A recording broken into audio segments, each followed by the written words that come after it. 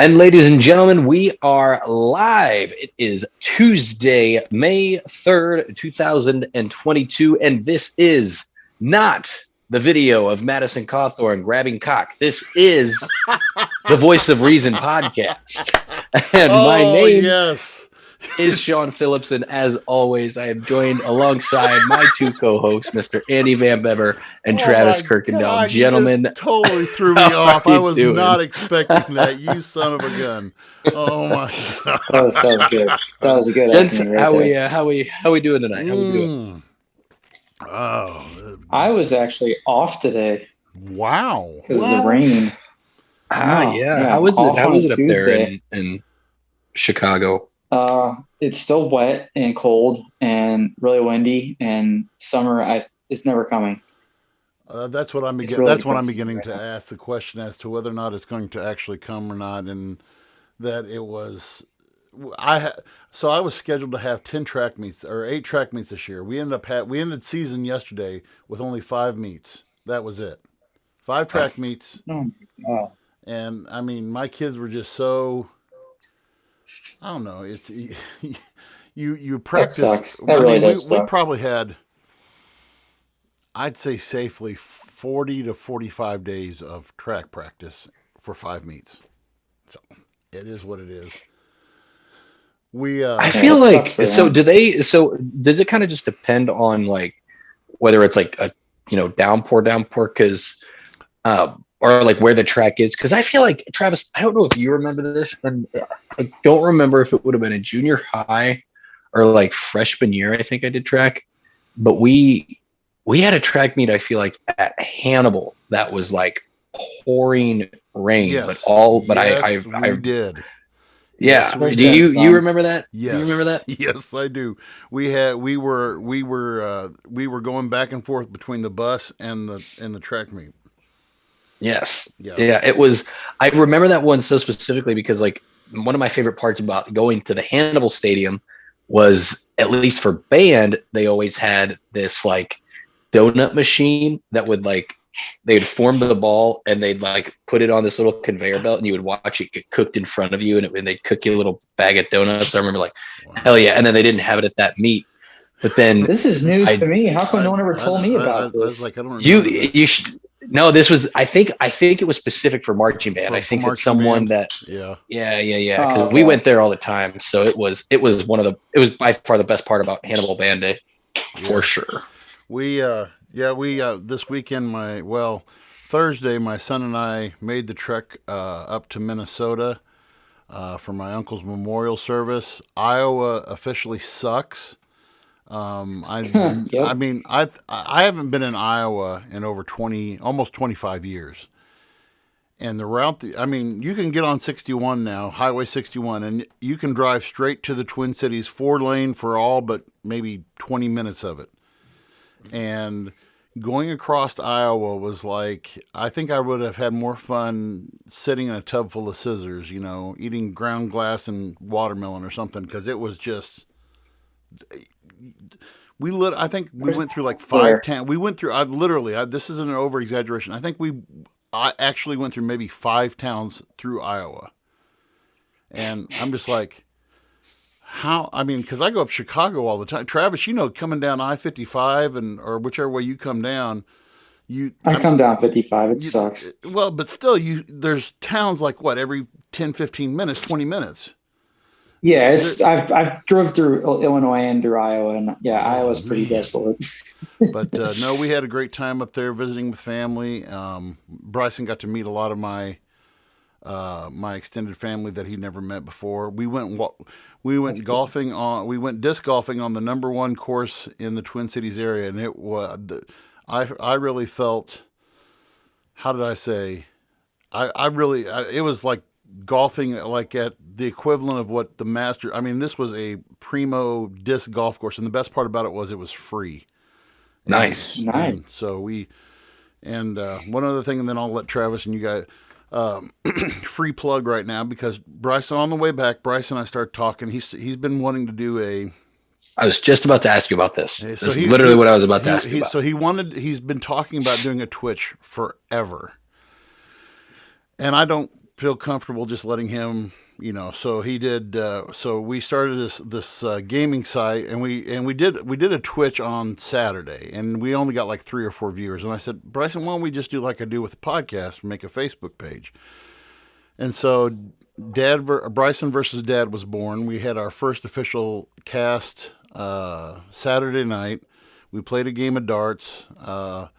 And with simple rules, the loser gets water or whatever the winner wants to do. Water. I watched you get it looked cold as F. It was very cold, and he enjoyed every minute of it. And so, good. So the next cast that we do, he gets to choose because I chose the music, so he gets to he's already got his anime playlist made up, and I get to choose the game. And so we're going to play my favorite game on Xbox, which is NASCAR.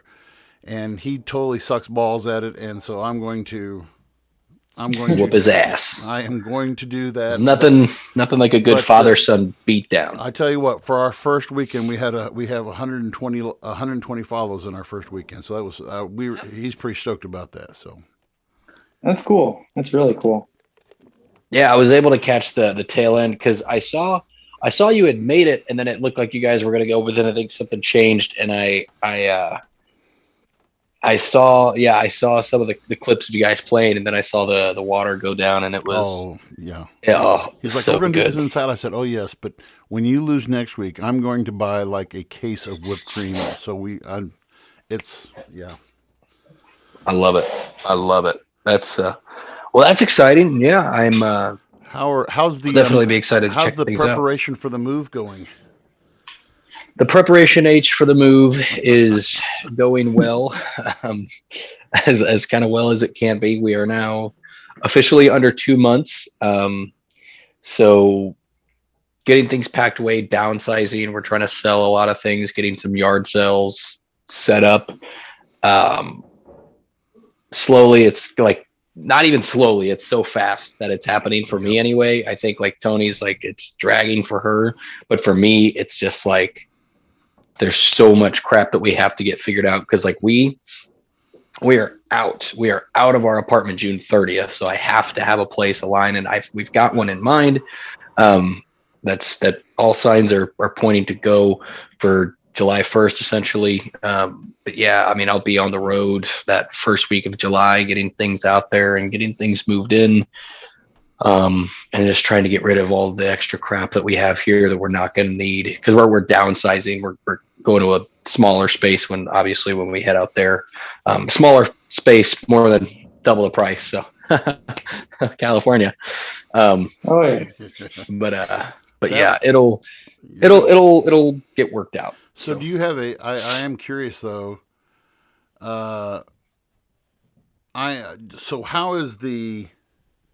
So what do you drive? What will you be your daily driver out there? Out there, yeah. So we're keeping the Corolla, the Toyota Corolla, naturally, because nothing will last us for another 50 years. Yes, it will.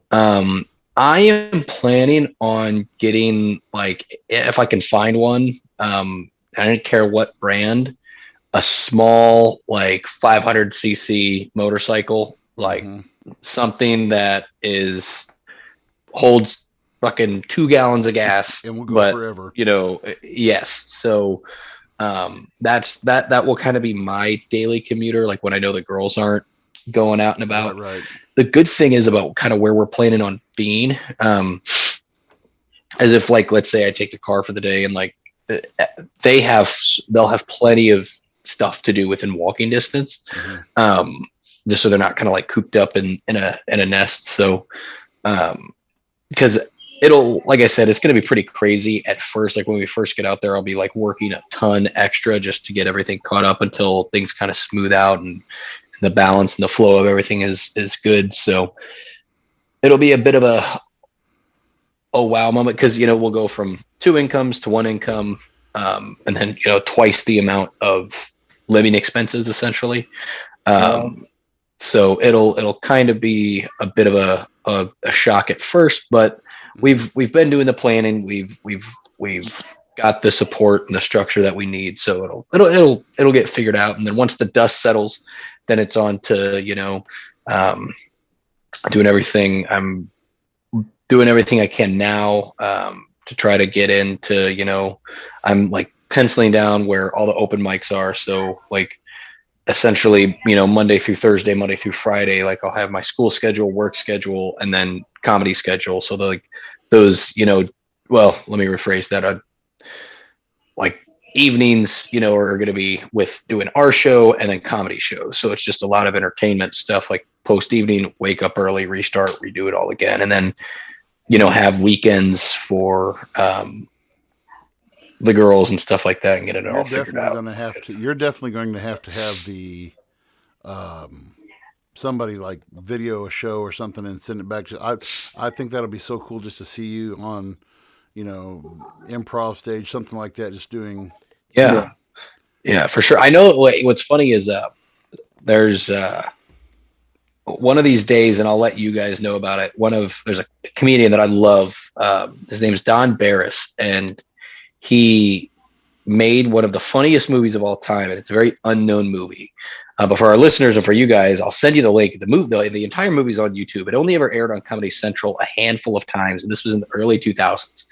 But it's called Windy City Heat, and it's one of the most underrated movies of all time. It's about Chicago, actually, filmed in Los Angeles. Essentially, the whole point of the story is Don Barris was a comedian from Los Angeles. He and a couple comedian friends had met this guy named Perry Caravello. Perry Caravello was a scumbag, like openly racist, openly homophobic, just total scumbag, but did stand-up comedy. And so these guys essentially pulled a prank on him where they trick him into thinking that he had booked the lead in a movie called Windy City Heat. You told us about this I remember you telling us about this in one of our first episodes. Yes, it is one of the greatest movies of all time. It's so funny. It literally changed my life. Hank Owen says best movie of all time. Yes, yeah.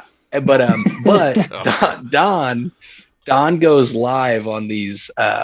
He does a virtual open mic for the Hollywood Improv. He's a regular show called the Ding Dong Show that's at the Comedy Store. But one of these days here, I'm going to go live on the virtual open mic, and hopefully that might open some doors for me to be able to actually get to work with Don, either on the Ding Dong Show or be able to do these open mics at the Improv and stuff like that. Unless I totally bomb, we'll find out. Also, shout out. I see Colby Coleman is on this evening. He said shout out from Jefferson City as well, Sean. So, but my lovely Jeff City abode. What an interesting weekend we've had, especially to top it all off last night. Sean, what do you want to go with first? Well, if we're going to get on about topping things off, let's talk Madison Cawthorn for a second. And I'm just kidding. No, but that story to me has been hilarious. And for those that don't know, like, yeah, you got to fill me in on this. I've only seen a couple things on it. So Madison Cawthorn, as you guys know, as we've talked about, the psycho. Trump Nazi psycho Republican from North Carolina, I do believe. He so essentially he's been pretty adamant about his stance on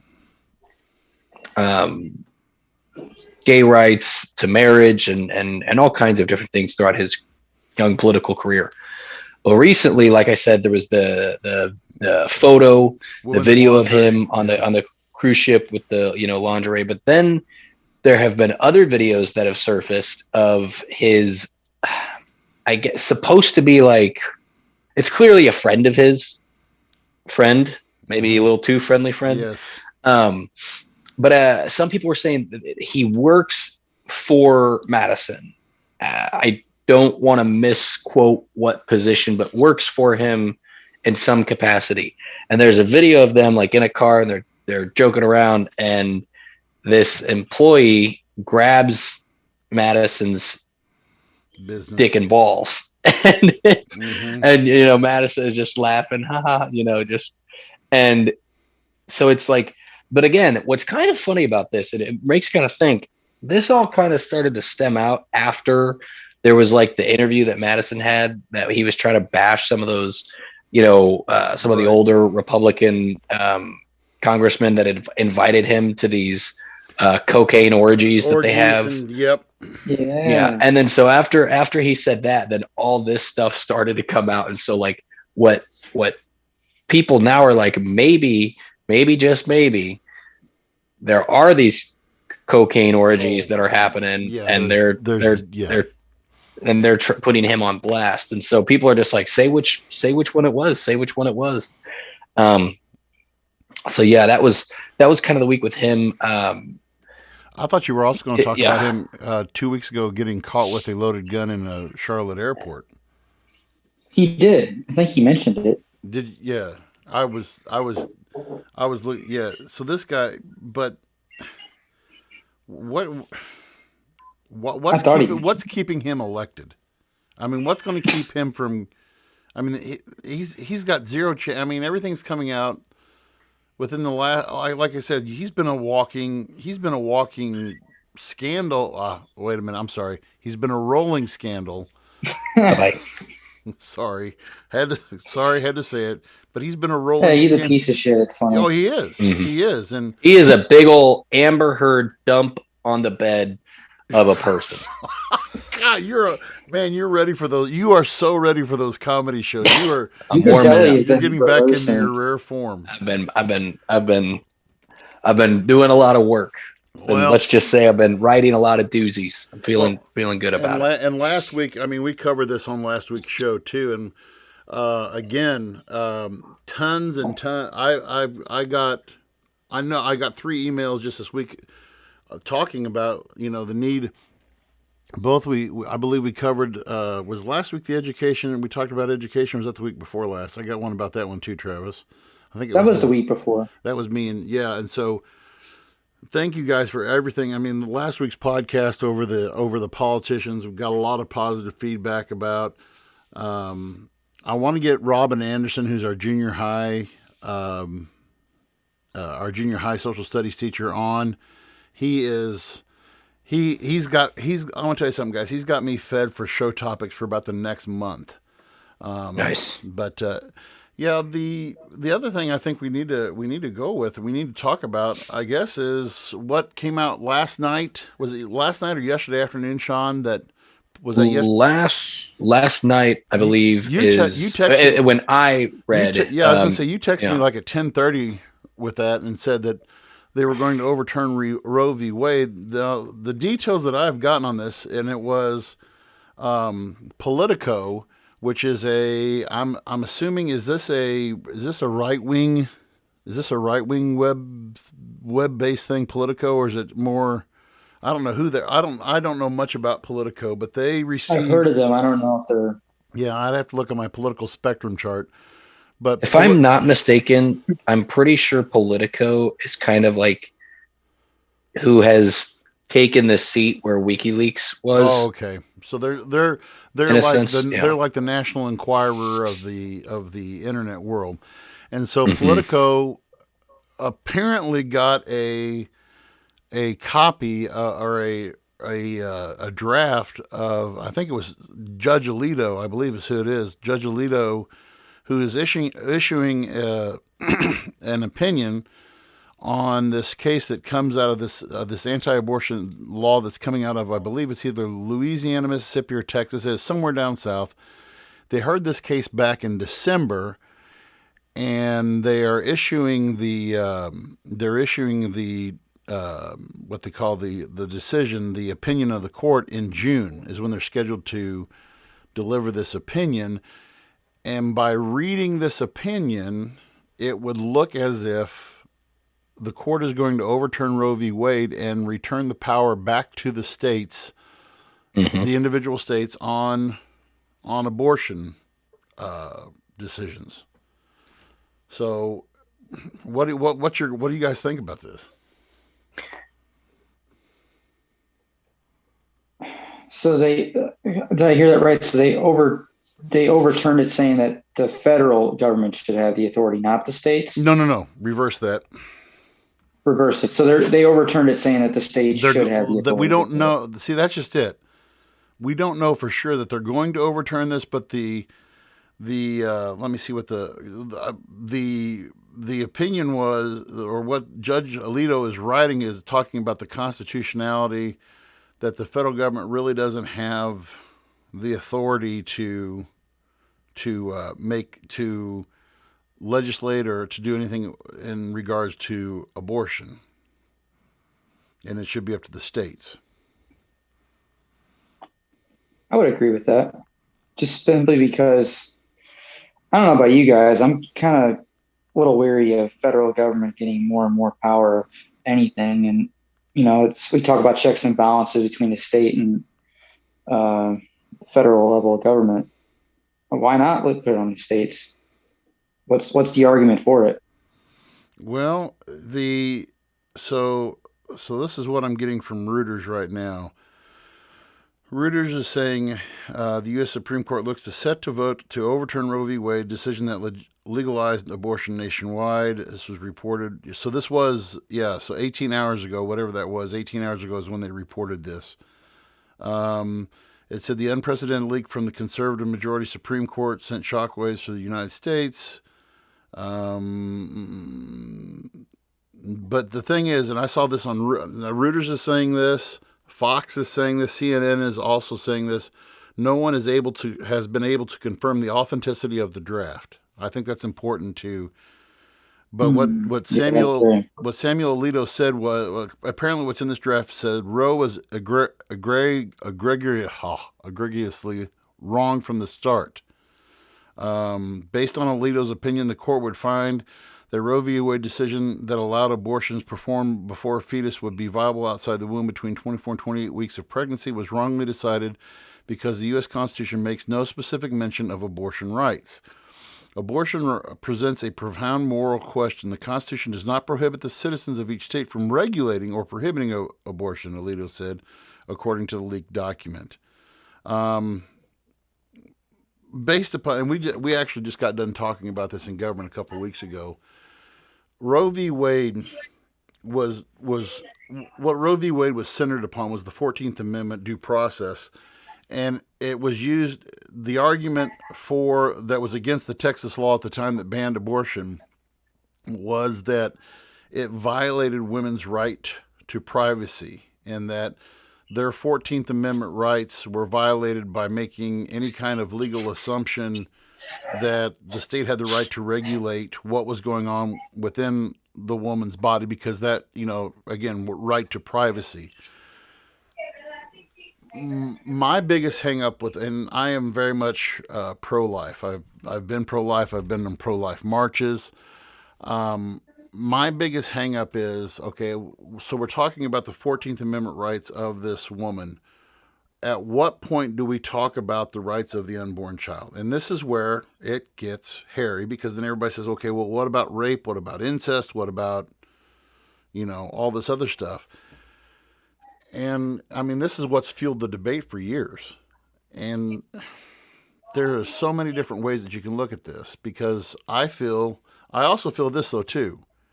I don't want the government, like you just said, Travis, I don't want the government to tell me how to run my life. I don't want the government to say, you can do this, you can't do this, you got to take this vaccine, you've got to wear this mask, you've got to do this thing, you've got to do that thing. And even though I abhor abortion and I am totally against abortion, does the government have the right to say what a woman can and cannot do within her own space and her own body? I mean, I know you're pro-life. I'm actually am for abortion. But I don't agree with the federal government having the authority to tell somebody that for whatever the circumstance is, be it rape or accident, whatever the case, I don't believe in the federal government having that authority. I think it should be on the states at a minimum, or, by all means, it should be a legal thing. Sean, what are your thoughts on it? So one of my favorite bits It was like an opening bit that a disgraced masturbating comedian had opened with one time. It was like along the lines of like, abortion is not killing babies. Okay, maybe it's a little bit killing babies. Okay, yes, abortion is 100% killing babies. That's what abortion is. But is it so wrong? So it one of the best ways to open an entire stand-up, especially in my opinion. Um, but again, I'm with you guys on the federal government needs to have as little say in things as possible. Um, Again, you get into muddy waters. Like, I don't think we should have any rights to tell a woman what she can or can't do with her body. There are like a couple things though, because I kind of hate how, you know, it's always like perspective and always like the word you hear, because like, of course, you know, like, again, me as a Christian, right? And if someone wants to have an abortion, and that in itself, I feel like regardless is, for a lot of people, I'll say like 99% of people that get them, a pretty traumatic, life altering experience. It's not like people walk into a clinic and just get a monthly, just like acting like, you know, it's the best part of their month. But I do think like, regardless of how I feel about them, I'm not going to say like, if I have my opinion of like, I'm gonna let that weigh on your shoulders. Like, it's up to you to make that decision to get it. Um, Again, like, I'm a man, so I'll never be in that position. Again, now it's like, because of this, we open this can of worms that leads into the argument of just like that's been there. Like, of, well, if a man gets a woman pregnant, right, and she's pregnant and doesn't want to be a mother, but he wants to be a father, and she goes and terminates the baby, and he has no say, like, but that's 50% his work. Like, there's that'll consistently be the argument. I think if you look Again, if you look at different states, though, Sean, I think, and this is kind of blending with what Travis was saying as well. Don't you? I mean, the federal government. What business is this of the federal government's, though? And this goes with what you're saying. What business is this of the federal government's? Because when you look at state governments, I've always felt this, and this is part of the reason why I've drifted more towards the Libertarian Party. If states know what's best for their people, because what's working in California is not going to work in Missouri, and what's working Exactly. in is what, and what's working in. Exactly. Okay, so I'll give you an example. One of the strictest abortion laws in the nation is in Pennsylvania. Pennsylvania has what is called the Abortion Control Act. Pennsylvania, and they have so many stipulations on having an abortion. Number one, you have to go for counseling before you get an abortion. 24-hour, and you have to have a 24-hour waiting period. If you are under the age of 18, you have to notify your parents. You have to notify the father. And if the father says, I want to have the child, she has to consent to that. She cannot have an abortion. If the parents say, we want her to have this child, she has to have it. After the 24 hours, after all these things. But then you have that, you have, what is it, Ohio, Indiana, Texas, I think Iowa have the heartbeat law, which says when a heartbeat is present in the fetus, that you cannot terminate that pregnancy. The thing about that is, though, the heartbeat is like at 3 weeks. And I've nary met a woman who knows she's pregnant within 3 weeks. You know? So, Yeah. so what's the right way to look at this? I mean, do you say, hey, and I know I cut Sean off at that, I didn't mean to cut him off, but where's the boundary line at? Or is there, I mean, are we going to go back to seeing back alley abortions and stuff like that, or are we going to? Yeah, quite literally. Like I think that's the Yeah, issue. Is again, it's one of those things where, like, again, it's hard because you want the states, like you said, V. Every state's different. Um, but like, look at Tennessee, right? That is now it's like working towards new legislation that would completely erase the age limit for marriage. So it's like that backward ass state. That's the kind of laws and the kind of shit that they're trying to get done. And imagine, Yeah, I'm with like, you. for Pennsylvania, for example, it's like, what if some 16, 17-year-old kid was like, you're not going to abort my baby, we're going to have it. And then the day that baby comes out, he's like, on second thought, peace, bitch, that thing's yours. Right, I'm out of right, here. right. And it's just yeah, like, there's no accountability for the man in that there's, situation. yeah, like,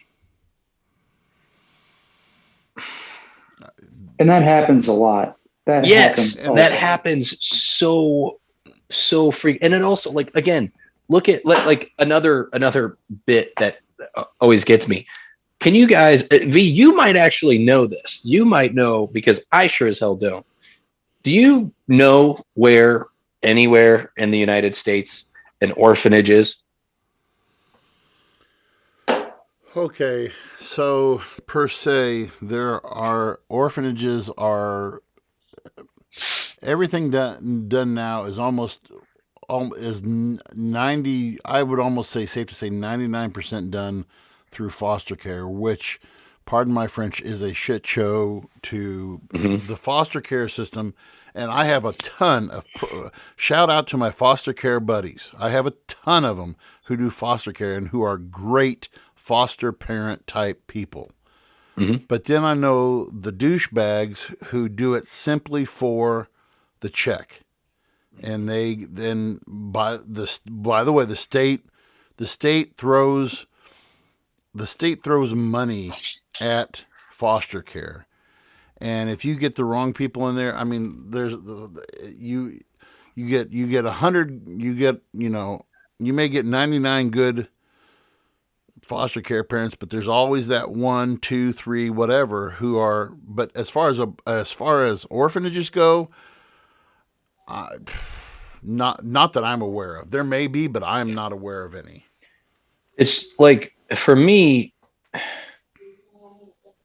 I don't know. I just, again, people would be surprised. Like, they would genuinely be surprised about how many people do get abortions quietly. And some of them are like prominent people in communities, and they get those abortions because they're prominent people in communities. And how many, like, I don't know. We put women, especially like poor women, at a lot of risk for, and then again, it's going to get into that can of worms where it's like, okay, what if these states, with the state having control, right? Like, when we talk about some of these emergency abortions that are performed if the mother is in danger, and what if by definition that abortion that she would require to have is illegal based off the state legislation. um I think that they're always going to put that stipulation. I believe is always going to be in there about. And I'm going to bear a little bit of my soul right now with this because my wife miscarried 5 times. On our last pregnancy was a viable pregnancy, and but instead of being in the uterus, it had implanted in her fallopian tubes. Now, tubal pregnancies are a common thing that happen. And what was bad about this was that the fetus was developing, the hormone counts and all that stuff were going the right way. But when they went to look for it, they said, "We've got to take this baby. You've got to take the chemicals and whatever because if you go, I think they said if she was going to go 2 to 3 more weeks, her fallopian tubes would burst, the baby would die, and she would die." And that was one of the hardest days of my life, and it caused me to go into. My wife still deals with issues with that. It is a deep, dark time for anybody, and I think it's safe to say that I just wonder how much, if there needs to be. I'm sure there's been studies that have been done. What kind of effect this has on women, and how many of them just do, hey, I'm going to take Plan B pill, and not think anything about it, you know, or to me, I can see the health scare. I can see that problem, but I've seen what's bad about it. Well, it's not bad. I've seen the first year that I taught, the first school I taught at, there was a young girl who was raped. She was at the time, I believe she was 13 when she was raped, and she went ahead and had the child. The child had no contact with the father because the father was in jail, and the state, she got put into, this girl was one of my students, got put into a good foster home. The state of Missouri provided, this girl got a free college education. Last I heard, this girl went on to become a pediatrician, and her daughter now is probably 19 or 20 now. And so, cases like that, good case scenario that comes out of it. I had a student, and I'm not making this up. God is my witness. I had a student whose father was his grandfather. Okay. Mm-hmm. Let that one sink in for a little bit. Ted And Bundy. this kid, the first thing I remember about this kid was he was 6'7", one of the biggest students I've ever had. And he was 6'7", I'd say at least 280, 290. So this guy was big. And he would make comments like, if you make me mad one more time, I'm going to stab you in the eye with a pencil, kind of guy. And he obviously wasn't in the right frame of mind, but he was still a valued life in our school district. So, I mean, there's a lot of what ifs. What if this happens? What if that happens? I can tell you this much, and to answer your earlier question, Sean, I went to AmericanAdoptions.com, and according, they say, essentially the adoption process in the United States no longer involves traditional orphanages. So, putting a child up in the foster care system is like I said, is a truly a messy thing. But at the same time, my argument's always been, I respect everybody's opinion, and I respect, you guys know this already. I respect the opinions of people, whether they're for abortion or they're against abortion. To me, as an adopted parent, when I went into the process, I approached the process when we first started looking. It was right after my wife's last miscarriage, and we waited a year, and we started looking in the adoption process. And this is the thing that's so screwed up. In domestic adoption, domestic adoption can take up to between 5 and 7 years because in the eyes of the judicial system here in the United States, they believe that the best place for a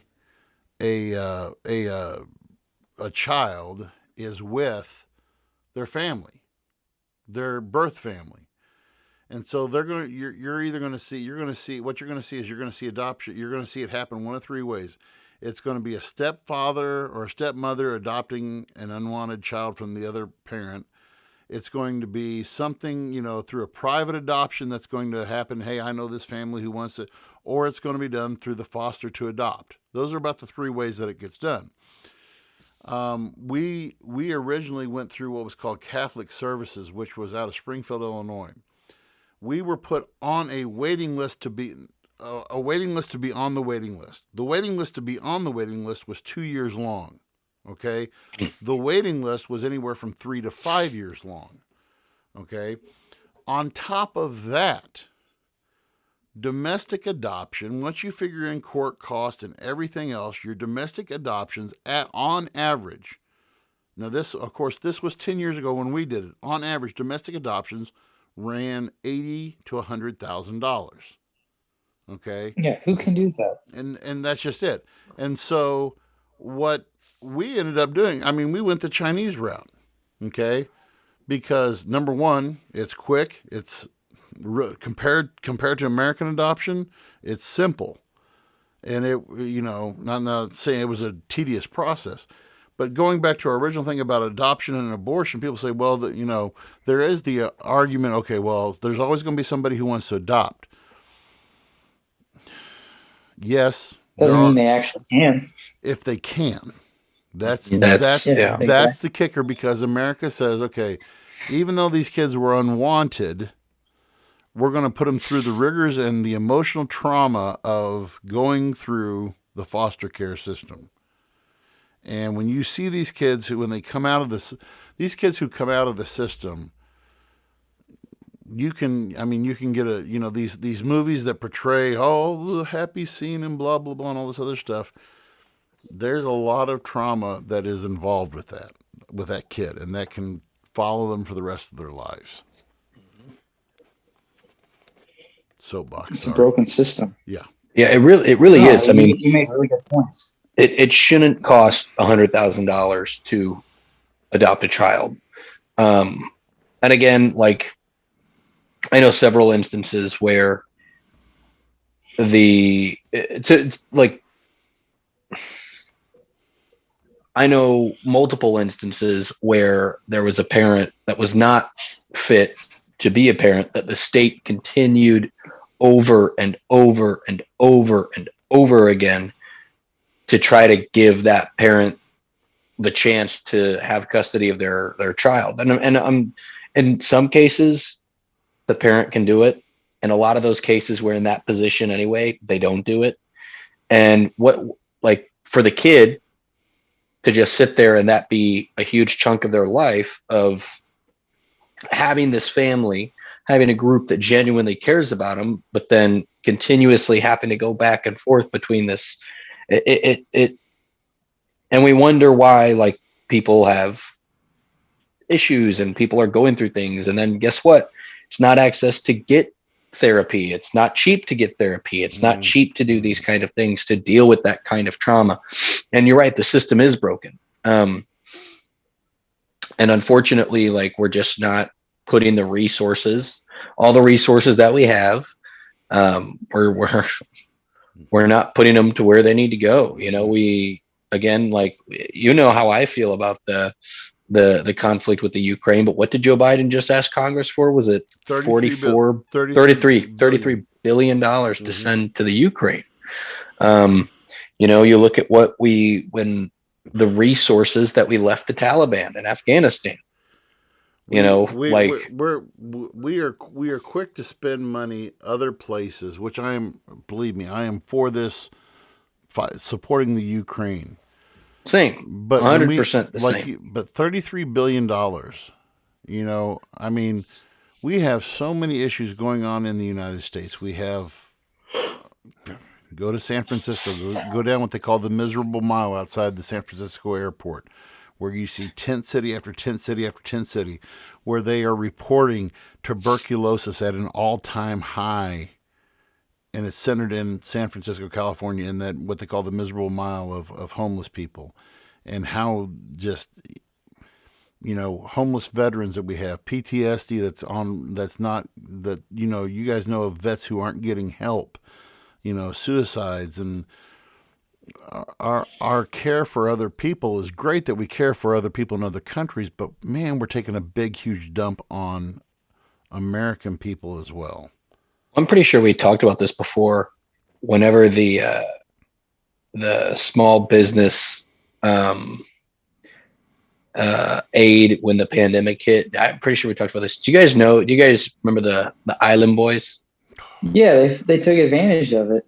The PPD loan? Yes. Yeah. Yes. Like about $100,000 worth. God. See, I'm not going to name names, but I know a company owner that took those loans for payment protection, and the employees never saw any of it. There's businesses right here in Pike County. And there's a lot of businesses. There's businesses here in Pike County that did that very same thing. Yep. And They want to criticize government spending, and then they do that. It's like, there's investigations that are going to start to roll out with a lot of those. And thankfully, the company that I worked for, we used ours for the employees. Like, good. Yeah. Like, and it was quick. Like, it was so quick. Like, it was there and then it was gone. But I mean, that's how we paid our employees for like 2 weeks. Is all that money went towards salary and keeping the utilities on. But yeah, like there were a lot of, again, like you guys said, there's a lot of people that are quick to bash government spending, but in the same token, they pocketed thousands upon thousands of dollars in those loans. Well, since you mentioned government, I'm going to make this segue. I guess this is about the best way to make this segue. You talked about government oversight.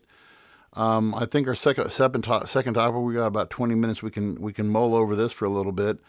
Last Thursday and Friday, the Department of Homeland Security rolled out the Disinformation Governance Board. This is a new planned organization that plans to combat disinformation on the internet. And when you listen to, it was the director of Homeland Security is Alejandro Mayorkas, and he went before a House Judiciary Committee and a Senate Judiciary Committee, and what he linked the efforts. I'll just read this from the Washington Post. He linked it to efforts to combat misinformation from human smugglers. In another hearing, he said it would be best used to counter Russian cyber or election misinformation. Quote, "We have just established a Mis- and Disinformation Governance Board in the Department of Homeland Security to more effectively combat this threat, not only to election security, but to our homeland security." And he did the Sunday circuit of shows. He was on State of the Union on CNN. He was on Meet the Press on NBC. And even some moderate Democrats really are having a hard time swallowing this pill of the Governance Board of Misinformation or Disinformation. To me, and I'll give my quick thought, 2 cents on it, and then you guys mull it out. This isn't the first time that this has happened in history. World War I, we had the Woodrow Wilson had established what was called the Committee on Public Information to basically control what information was coming out of World War I. So certain images, certain stories, certain things wouldn't get out into the public. World War II did the same thing. Vietnam War did this. If you've ever watched a movie with Robin Williams, Good Morning Vietnam, that's what that movie was all about. Was about censorship and what was coming out of the war front. This is nothing new to the government, but now that the level that this is taking, cybersecurity per se, is going to take on a whole new realm with the Department of Homeland Security. Oh gosh. Yeah. All right. Well, I'll start this off. Number one, I don't find it coincidence that we're seeing the same narrative for this. Well, the reason is we're fighting Russian misinformation. It's Russia. Russia's the enemy. We're doing this to fight Russia. I mean, it's the same narrative that's been getting pushed time and time again. And I feel like this is just an excuse for more federal government overreach, in my opinion. Now, granted, you sent me an article, Andy, talking about how they were very vague when this first came out. I mean, there wasn't a lot of details as to what this actually was until I think whatever day they came out and said, this is the fight, online fighting the smugglers and terrorist organizations online, misinformation from the Russian government and enemies of the U.S. And they said, we're not in any way going to be monitoring the U.S. people and what they're saying and putting out. I don't buy it. I do not buy it one bit. The Patriotism Act would like to have a conversation with you. Yes. Yeah, right. It's just, this is, in my opinion, this is just absolutely crazy. This is like some 1984. That's exactly what I was saying. Big Brother is big. Yeah, Big Brother. The what do they call it? The Ministry of Truth. Was The Ministry of Truth. Ministry of Truth, and the I want to read this little. This was out of the argument that came from the National Review, which, by the way, is a conservative news thing. It said, in theory, this proposal doesn't have to be a terrible idea in that it is allegedly designed to rebut human smuggling organizations peddling misinformation to exploit vulnerable migrants for profit, as well as monitoring messages from terrorist and extremist groups. Wherever you stand on illegal immigration, we should all oppose coyotes and human smugglers taking advantage of people. Okay? To me, that's the bill of goods that's being sold to us. And if you believe stuff like that, I've always said this, and there was a movie that came out probably 20 some odd years ago. It was one of Will Smith's first movies. It was called Enemy of the State. He did it with Gene Hackman.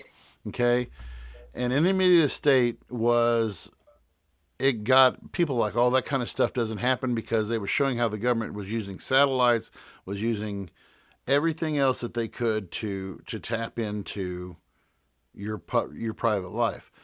I remember listening to this was a CIA guy. I was listening to a podcast one time. He said, we have the Hubble Space Telescope, pointed out that we can see galaxies and galaxies away. He said, don't for a second think that our intelligence community does not have the same kind of satellites, telescopes, that they could read the fine print on a contract from 20 miles up. And I also got the kick out of people and say, well, remember with the coronavirus, one of the things they're going to put the chip in me and all that crap. They've already got the chip in you. It's called this thing right here.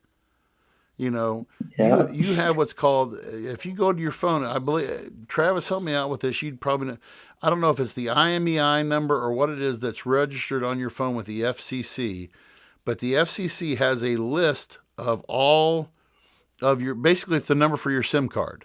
It's like a 16 digit number that's assigned to your SIM card that's registered with the FCC.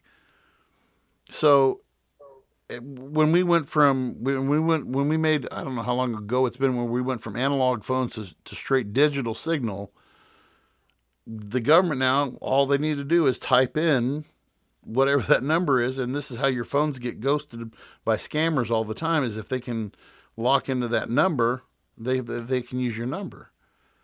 So, I mean, I think this stuff's been going on for years, but the whole thing about disinformation, though, my problem is going to be this: who's determining what is disinformation and what is not?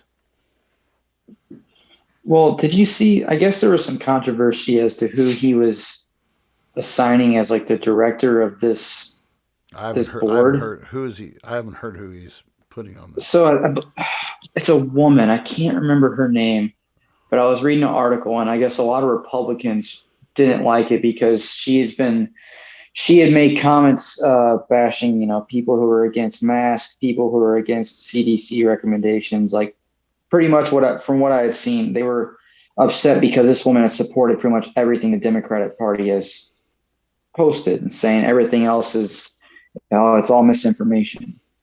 So can be concerning. Granted, I'm just going off an article I quick read over, but and then everything, I'm seeing a bunch of stuff resurfacing about Hunter Biden with all of this as well. I mean, yes, that too. Well, that was a smokescreen, and this was that, and that, it kind of reminds me of the Wizard of Oz. Don't pay attention to the man behind the curtain.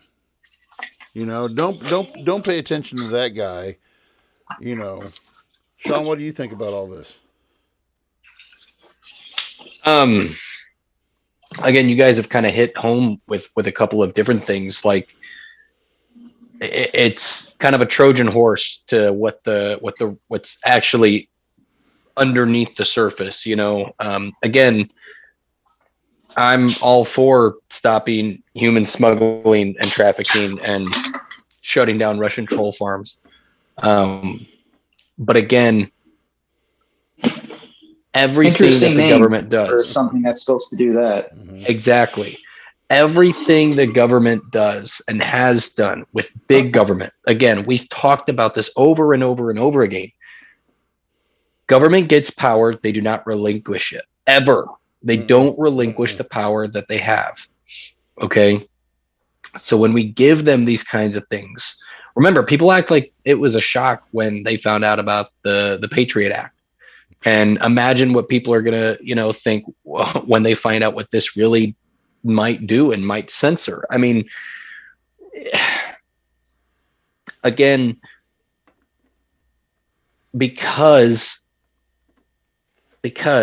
it's people with opinions that are going to be the deterring factor of what this actually entails. And as we learn more and as we get more information, God, I mean, it'd be interesting to see like what all could this evolve into something that, hey, this department of the government tries to shut down certain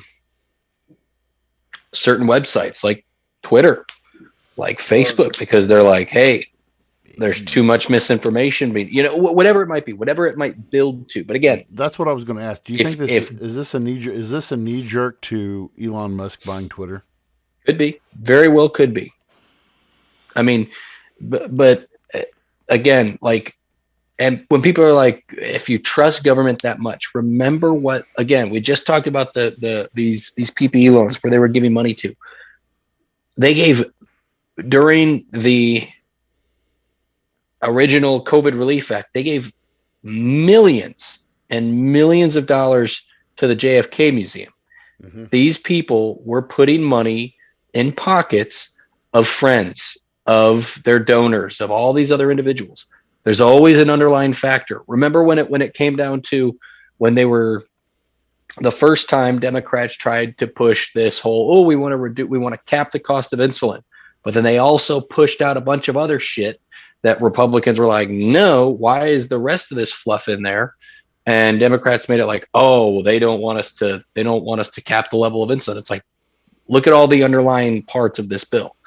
That is how these things work. There's always the meat and potatoes on top, but there's all the side dishes that are chilling right underneath that don't get talked about enough. And then people act real surprised when they're like, why is this happening? And they're like, because this thing you were totally cool with letting fly just went under the radar. It'll be interesting. For sure. I mean, you mentioned the Patriot Act. There were so many things that came out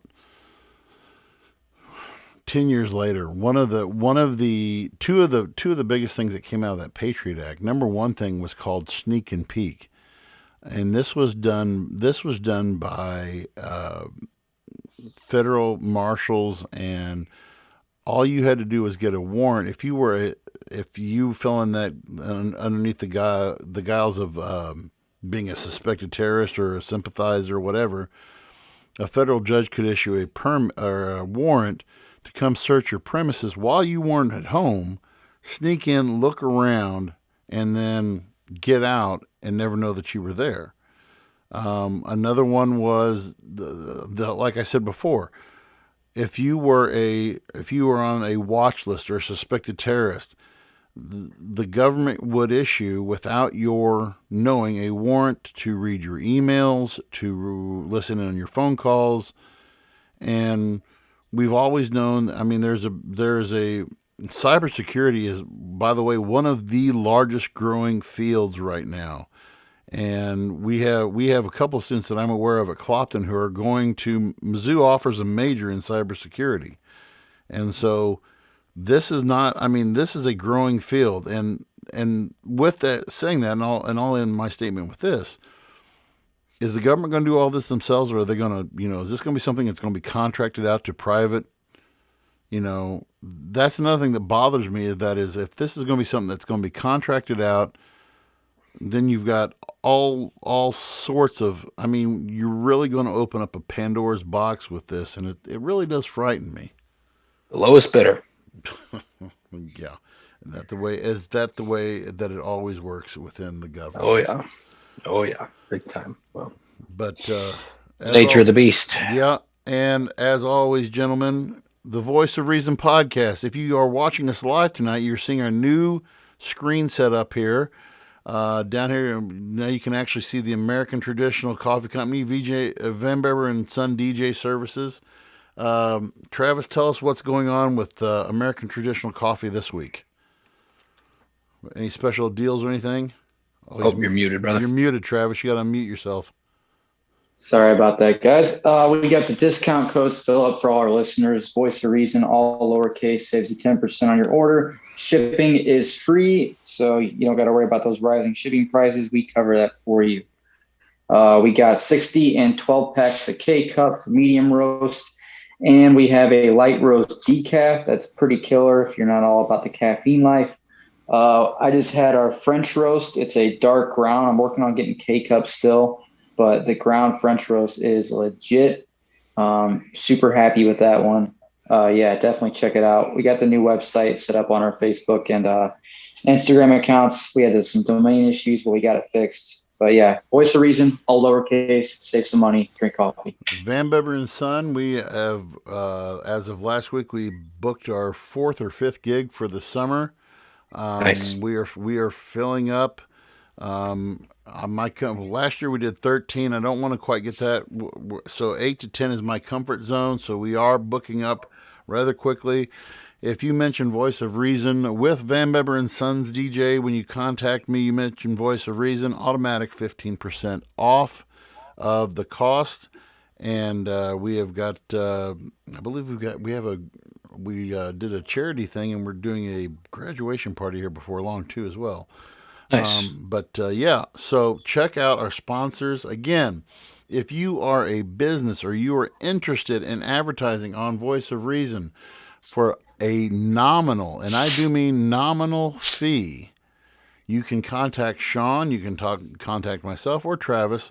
We will get you mentioned a month. We might as well just go ahead. Did we say we agreed? I believe it was like $25, I believe.